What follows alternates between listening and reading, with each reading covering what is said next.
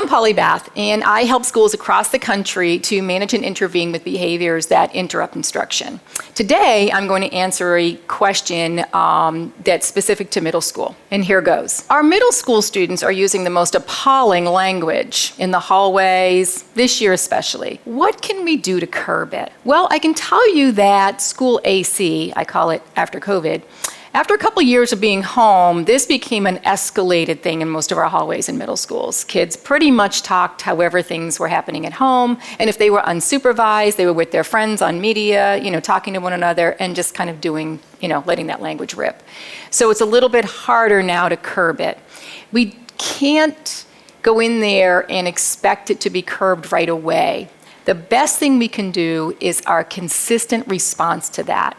That means whatever you do, don't chase them down the hall. What did you say?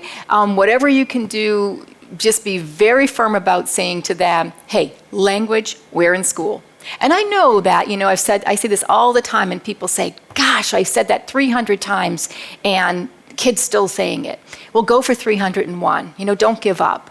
But the real thing that needs to happen here is we got to sit down in our staff meeting and we say to one another, this is what we're going to do. When we hear the F-bombs, whatever it is, flying in the hallway, we're all going to say this. Develop that script and say it. Guys, language, we're in school. That simple, that sweet, keep on walking. Because what those kids need is to know that every single staff member is on board. And after a while, they start to learn the most important lesson of all. And that is, it's not okay to use that language here in school. That's what we want them to learn. Because they're going to use it outside of school. We don't have control over that. But just like anything else, we have learned when things are okay and where things are okay in different environments. We all have. You're out with your friends, you behave differently. You're in a professional environment, you behave differently. And we're struggling with that right now. So we have to be more specific about teaching kids, this is not the place for that. Do I love that they use appalling language in the mall when they walk by me? Absolutely not. But I have control over what's happening in school.